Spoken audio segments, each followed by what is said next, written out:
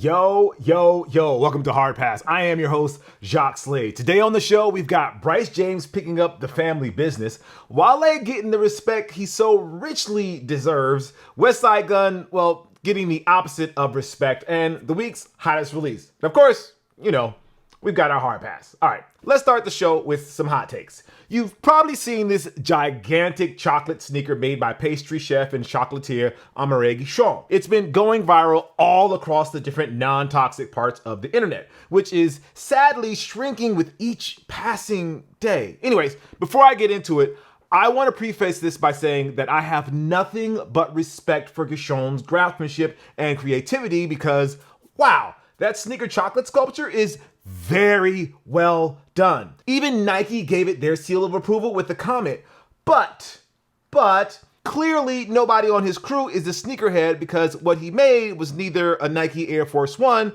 or an Air Jordan 1. Instead, it's an amalgamation of both. It's, dare I say, a fusion. Sorry, I know I probably just triggered co-writer somewhere and he's now in a fetal position, but he once wrote a piece about fusions on the place that used to employ us both back in the days, and he still hasn't recovered from seeing the Air Jordan 13 fusions. They're terrible, and he has a problem with it. Again, now, I'm not trying to be disrespectful to Guichon here. Most people wouldn't even be able to tell the gap, but for a sneakerheads, this would be like creating a Mickey Mouse chocolate sculpture, but instead of the iconic mouse ears, it's rabbit ears instead. Unless this is some sort of covert operation by Jordan Brand to reintroduce fusions back into the world. I hope not. Bryce James, he was on sneaker shopping this past week and he was put on the spot by Joe LaPuma to name his 3 favorite LeBron sneakers. Now, if you want to know how well Bryce's media training has been going, look no further than this segment. So his top 3 is the Zoom Generation, the LeBron 20, and the Zoom Soldier line. Not entirely surprising, but at the same time, Bryce is showing us a little bit of that James savvy. Think about it. While the Zoom Generation is without a shadow of a doubt an all-timer in the LeBron line, naming it on his top 3 might inspire a young fan to look at those retros that have dropped over the past several years. And when you look at the resale prices for those retros and see that they don't command a premium over, say, a Jordan retro, that might spark a sale or two. Hey, they'll take it. LeBron retros could use any sales they can take at the moment. As for his second pick, the LeBron 20, again, great pick for the brand. The 20 was a drastic shift in the direction for the LeBrons to something a little more Kobe-esque with the lower cut. And with Bronny and Bryce having a little bit more influence in the flagship model, it made sense to give the two brothers the spotlight. And then finally, the Zoom Soldier pick is just brilliant, as it gets people curious about the family's takedown models. It probably would have made more sense to shout out the NXXT Gen sneakers or the budget price LeBron Witness 9, but we'll chalk that up to youth. Of course, we could also be reading too much into the selection and Bryce really did just pick the sneakers that he genuinely does like, but this is the kind of fun and harmless speculation that we should be talking about more. Speaking of which, on this past week's Too Hard to Pass podcast, check that out every Tuesday at 2 p.m. or, 2 p.m. adjacent. We talked about something that was a little less fun, and that was Steven Smith's slight issue with Nike repurposing his Nike Air Katana trainer design for upcoming 2026 Ekiden Pack for runners. Let's just say this. Why? And we're not talking about Steven Smith saying why. Moving on. Our pick of the week is the Nike Free Golf 24 Nelly Korda PE. This is going to be on the 20th for $155. Now, we've been critical of Nike Golf as of late for their lack of energy when it comes to marketing their top guys and gals on the roster. Someone who should be getting more love is Nelly Korda, the current number 2 ranked golfer in the world. Lately, we've been seeing a little bit more of a daring scripting from Nelly, and finally, she's getting a PE version of the Nike Free Golf 24 that's actually dropping in stores. But we're just gonna say this. It's a start, Nike Golf. It can't be the finish. We need more fire fits, more daring player exclusives, and just more from Nelly and the rest of the Nike Golf roster beyond what you do at majors. We get it. Majors are a big deal, but we need more. And keeping it on the golf side, Caitlin Clark once again made an appearance at the Pro-Am for the Annika, but this time she brought some gear with her recently revealed signature logo on it. We've talked at length about our feelings on the logo, but regardless of what we think, Nike Golf needs to release that polo with the CC logo. She went with the Eastside Golf Victory Tour 4 collab this time around instead of a PE, but I think that's the smart move because now people get to focus on her polo with the logo. She's learning, y'all. Just like how Bryce is learning. It's a business, man. Anyway, before we get to the hard pass, I wanted to talk about two companies that we cover quite a bit on the show and how they're currently treating some of their biggest fans and advocates lately. Now, I'm going to preface this by saying that all of this could be a giant work because everything is a work unless you shoot yourself into a real shoot that was once a work. So take everything we say with that in mind. So this past week, it appears that after all of this time, it looks like Nike is finally ready to give Wale some well-deserved flowers. The longtime Nike head who has made his love of the swoosh a character trait, parentheses positive, is finally getting an official Nike Boots collaboration. In a teaser for his upcoming album, Everything Is a Lot, the Nike Air Max Go-Domes are decked out in croc skin leather and Wale branding. Not to mention the initials of the album can be found on the side panel tag. The video shows the boots being packaged and sent to artists that are confirmed to be featured in Everything Is a Lot, such as Nino Paid, Ty Dolla $ign, and Shaboozey. For those who have followed Wale since the Nike boot days, it's validation. Wale and his creative director, Pierre Edwards, designed the boots, and the commercial was shot with that familiar chill energy that's carried him throughout his career. As of this recording, there's no word if the boots will release to the public, but when you look at Wale's recent run that includes being prominently featured in the marketing for the DMV foams and the Nike GT Future, I wouldn't be surprised to see a limited drop. And let's be real here. When you consider everything Wale has done as an unofficial ambassador for Nike, this is the bare minimum that Nike can do to thank him.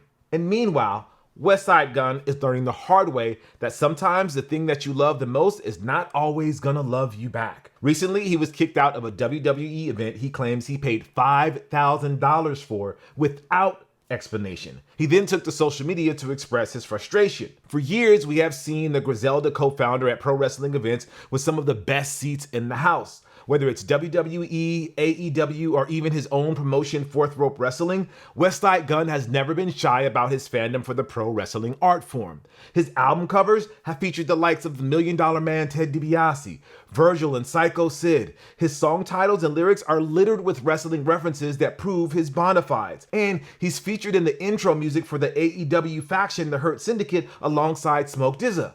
But despite his affiliations with other promotions, including the ones he owns, there's no ambiguity about what his true love is, and that's the WWE. And yet, as desperate as the WWE can come across sometimes, searching for acceptance in the greater pop culture landscape, they never acknowledge Westside Gunn, even when he's sitting in plain view ringside for everybody to see on TV.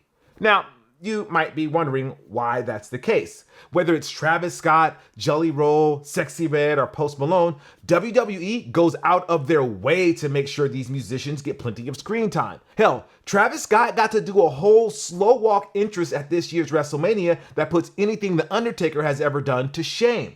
However, none of them put on for pro wrestling like Westside Gunn puts on for pro wrestling, especially the WWE. If he actually got featured on WWE programming, everybody would see just how much of a true fan he really is. So to see him get kicked out of an event that he paid for without incident is a major, major bummer. Since he was future endeavored in a way by the WWE, there has been lots of speculation as to why Westside Gunn is now persona non grata at live shows. The theories range from TKO, WWE's parent company, not being happy with the use of WWE-affiliated imagery on his album covers, to his association with several AEW acts, to the conflicts of interest with his own indie promotions. Regardless of the reason, none of those things rise up to the justification of kicking him out of a show, especially when you realize just how much he loves this stuff. Here's the truth, and in a way, it also kinda applies to Wale. The real biggest sin Westside Gunn committed is that he's not a big enough star.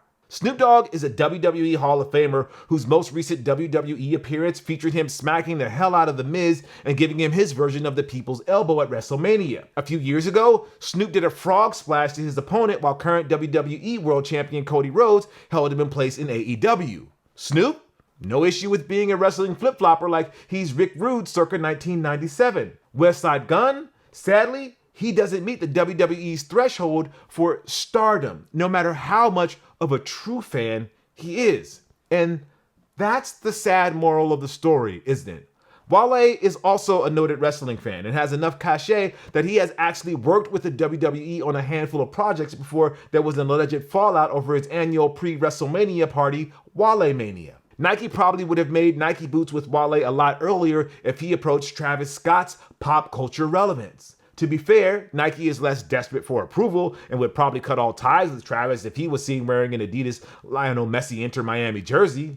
The goalpost might move, but here's the one truth that's undeniable. Whether you're Wale or Westside Gun or anybody who's not on that Travis Scott transcendent level, to protect yourself, never work yourself into a shoot, because they can always turn it around on you and turn that shoot into a work, and it'll be so discombobulating that you won't know if it's a work or a shoot anymore, brother.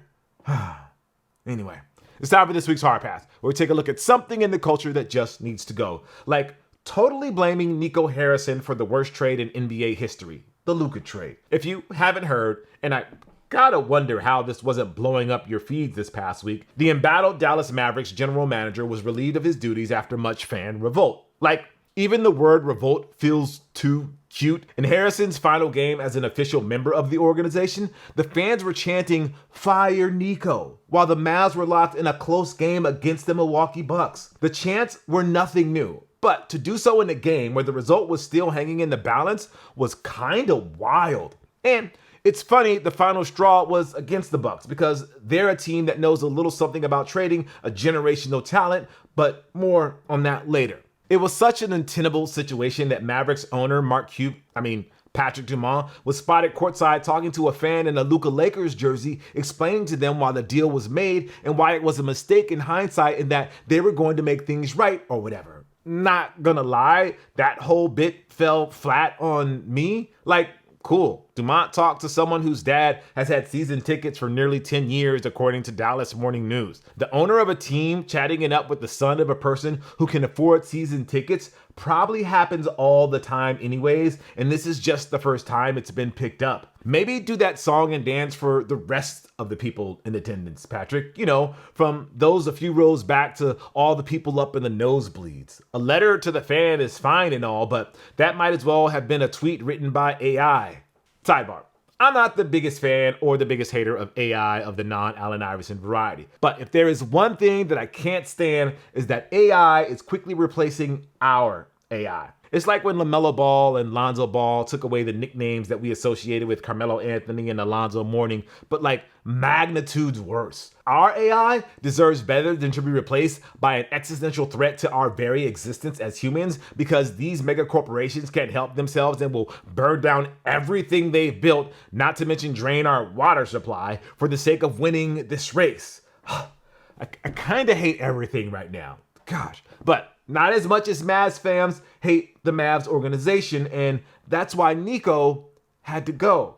18 months ago, no one knew who Nico Harrison was besides the super plugged-in media types and the diehards that live on NBA Twitter. He made headlines for his Nike background in the Kyrie Irving trade, but 99% of the attention was being paid to Kyrie, not Nico. Even when the Mavs made the finals, which again was just 18 months ago, Nico wasn't getting an abnormal amount of coverage beyond the typical praise that would be bestowed upon the GM who constructed a roster that in the end was 3 wins away from a championship. At that point, most GMs don't always get complacent because their roster moves were proven correct, but they don't go ahead and tear down the solid foundation that was already there. A small trade or a key free agent signing here and there would have done the trick, but no. Nico, with Dumont's blessing, never forget that point, thought he had the hot hand and the Luka trade was the heat check to end all heat checks. And that went about as well as Kyrie's knees and Anthony Davis's calves, thighs, and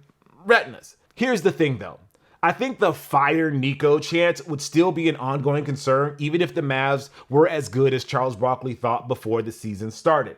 Chuck had them pegged as the second best team in the West if fully healthy. And I don't think that's too off of a prediction.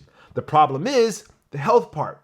But the bigger problem is the Luka part. The Dallas Mavericks front office, from Nico to Dumont, underestimated just how much Luka mattered to the fans. He was their guy, the successor to Dirk Nowitzki, and someone who looked like he was content to be a Maverick for life. Yes, Luka wasn't able to win them a championship in 2024, and he definitely deserved a share of the blame. That doesn't mean you give up so quickly. Nico Harrison did what the late Jerry Krause wanted so badly to do with Michael Jordan, Scottie Pippen, and Phil Jackson: destroy what they built and recreate the team in his own vision. If Dallas had won last year, none of this happens. But because they lost, Nico could turn to Dumont and say this was the peak of the Luka experience and Dallas needs to get off the ride. The Mav fans saw things differently.